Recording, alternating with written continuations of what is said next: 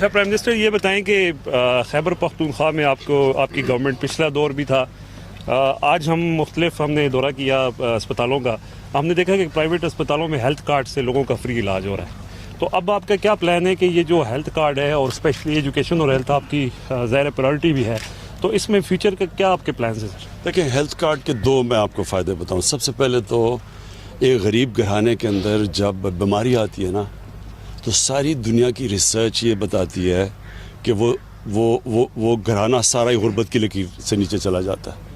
سفید پوش لوگ بھی ہوتے ہیں، ان کے گھر میں کئی دفعہ بیماری آتی ہے تو ان کے بھی حالات ایسے ہو جاتے ہیں کہ وہ مقروض ہو جاتے ہیں. تو یہ جو ہیلتھ کارڈ ہے یعنی ایک ہر گھرانے کو پختونخوا کے اندر اگلے 6 مہینے میں سارے جتنے بھی پختونخوا کے شہری ہیں ان کو 10 لاکھ روپے کی ہیلتھ انشورنس ملے گی. میرے خیال سب سے پہلے تو اس سے بڑی نعمت کوئی نہیں ہے، اور وہ جانتے ہیں جن لوگوں کو کہ گھروں میں بیماریاں ہوتی ہیں اور پیسے نہیں ہوتے تو ان کے لیے تو سب سے بڑی چیز. دوسری اس کی بڑی فائدہ کیا ہے؟ اس کا فائدہ یہ ہے کہ ہم گورنمنٹ پاکستان میں اتنے ہسپتال ہے ہی نہیں جتنے ہونے چاہیے، اور گورنمنٹ بنا نہیں سکتی اتنے زیادہ ہسپتال، ہمارے پاس پیسہ ہی نہیں ہے. تو یہ ہیلتھ کارڈ کی وجہ سے پرائیویٹ سیکٹر کو اب ہم انکریج کر رہے ہیں کہ ہاسپٹلس بنائیں. تو پرائیویٹ سیکٹر کا مطلب یہ کہ اگر کوئی بھی ہسپتال بنانا چاہے ہم نے ان کی مدد کریں گے. سب سے پہلے کہ ان کو ہم زمین سستی دیں گے کیونکہ زمینیں بہت مہنگی ہیں تو وہ بنا نہیں سکتے. نمبر 2 ساری بھی جو چیزیں وہ امپورٹ کریں گے باہر سے جو پاکستان میں نہیں بنتی، ہاسپٹل ایکوپمنٹ، وہ ڈیوٹی فری ہوگی. اور نمبر 3 ہیلتھ کارڈ کی وجہ سے وہ کہیں بھی اب ہر کوئی ہسپتال جا سکتا ہے، پیسے دے سکتا ہے ہیلتھ کارڈ کی وجہ سے. اس کا مطلب جدھر چھوٹے چھوٹے شہروں میں ہاسپٹل نہیں ہوتے تھے پرائیویٹ ہاسپٹل، اب پرائیویٹ ہاسپٹلس کا جال پھیل جائے گا پاکستان میں. تو ہمارا ایک پورا ہیلتھ سسٹم کے اندر یہ انقلاب ہے. اچھا my honourable prime minister Imran Khan, میں آپ سے یہ پوچھنا چاہتا ہوں کہ پی ڈی ایم کا آپ نے دیکھا جلسہ جس طرح ہوا، آپ نے بھی کہا کہ وہ فلاپ شو تھا. اس کے بعد اب لانگ مارچ کی بھی تیاری ہے، ریزائن کا بھی آپ سے مطالبہ کیا ہے، آپ نے بھی دھرنا دیا تھا اور آخر پہ مذاکرات ہی کرنے پڑے، مذاکرات کی ٹیبل پہ ہی آئے.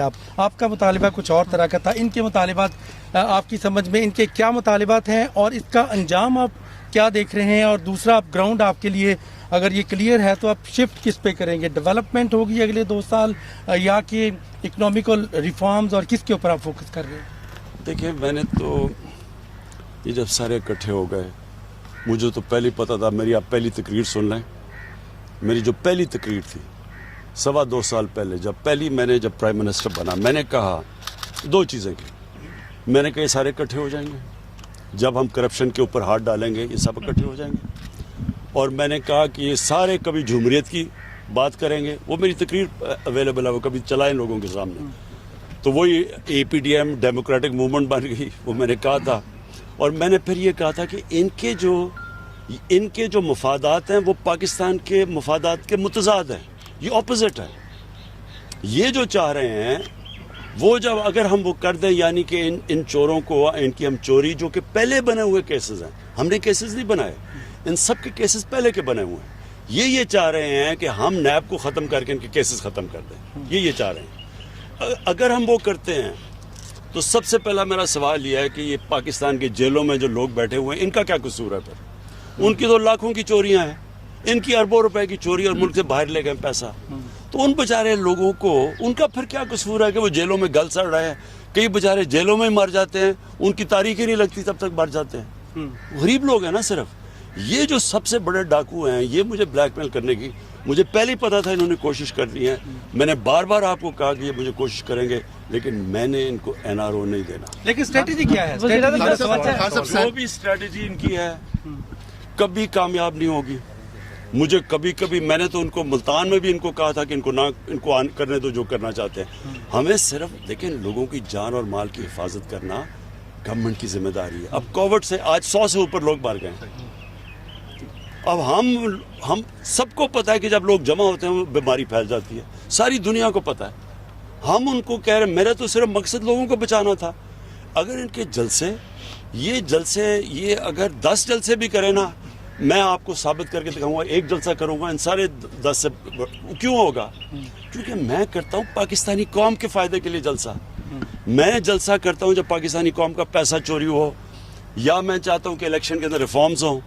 یہ کر رہے ہیں اپنی چوری بچانے کے لیے.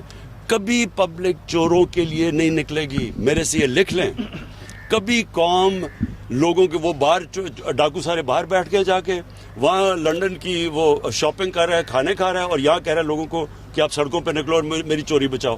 لوگ بیوقوف ہیں.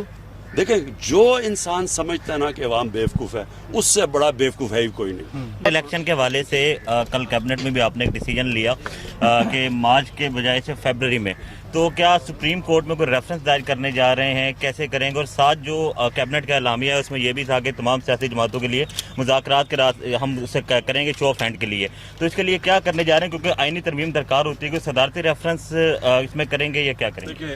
دیکھیں, دو چیزیں ہم نے فیصلہ کیا.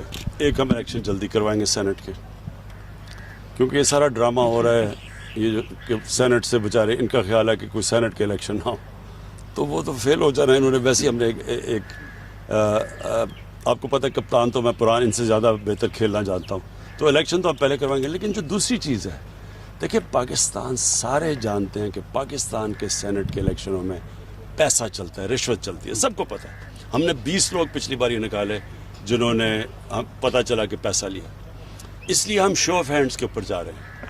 ہمارے خیال میں ہمارے اٹارنی جنرل نے ہمیں یہ بتایا ہے کہ سپریم کورٹ میں ہم رکھیں گے. یہ ہو سکتا ہے کہ آئین کے اندر امینڈمنٹ کے باوجود بھی ہو سکتا ہے یہ, اس لیے ہم سپریم کورٹ کے پاس جا رہے ہیں. اور ہم صرف اس لیے جا رہے ہیں کہ اس ملک میں سب کو جب پتہ ہے کہ رشوت چلتی ہے سینٹ الیکشن میں, تو ڈیموکریسی تو یہ کہتی ہے کہ شو آف ہینڈز کریں, جو جس کے زیادہ ووٹس ہیں وہ چیزیں, حالانکہ سٹنگ گورنمنٹ کے لیے آسان ہوتا ہے. ہم آرام سے اگر ہم چاہیں, اس لیے تو کسی سٹنگ گورنمنٹ نے کیا نہیں ہے, ہم چاہیں تو ہم زیادہ اپنی جتنے ہمارے ممبرز ہیں زیادہ ہم سینیٹرز بنا سکتے ہیں, کیونکہ ہمارے پاس پاور زیادہ ہے. لیکن ملک کے لیے برا ہے کہ رشوت چلتی ہے اور وہ لوگ سینٹ میں پیسے دے کے آ جاتے ہیں, اس لیے ہم کہہ رہے ہیں شو آف ہینڈز پہ آئے. خان سے میں کہا گیا کہ اب مذاکرات کا وقت گزر چکا ہے, آپ سے مذاکرات کر نہیں رہے, یہ کس سے کرنا چاہتے ہیں مذاکرات؟ کس کے لیے وقت؟ میں نے تو سب سے پہلے ان کو کہا کہ ہم رکے, ہم نے کب کہا کہ نہیں کرتے مذاکرات؟ نیشنل ڈائیلاگ کی پیشکش کو وہ سمجھ رہے ہیں. نہیں, ہم نے کب کہا؟ دیکھیں, پارلیمنٹ کا مطلب ہی ہوتا ہے کہ ساری باتیں پارلیمنٹ میں ہوتی ہیں. میں نے تو صرف ایک چیز کہی ہے کہ ساری باتیں کر لیں, میرے سے این آر او نہ مانگیں, اور پھر یہ اوپر سے منافقت کرتے ہیں کہ جی ہم نے مانگا کب نہیں. ہمیں انہوں نے اتنی بڑا پیج دے دیا کہ جی نیب کے اندر 34 ترمیم کریں, 38 میں سے 34 ترمیم کریں, مطلب کہ نیب کو دفن کر دیں, اور کہتے ہیں این آر او نہیں مانگا. کوئی درمیانی راستہ لانگ مارچ سے کس حد تک خطرہ ہے؟ آپ کا کنٹینر بہت زیادہ مشہور تھا, کیا اپوزیشن کو کنٹینر دیں گے یا لانگ مارچ کو روکا جائے گا؟ آپ نے دیکھ ہی لیا ہوگا کہ مجھے ان سے کتنا خطرہ ہے, کیونکہ میں کتنا ریلیکس کر رہا تھا جب یہ وہ جلسہ کر رہے تھے.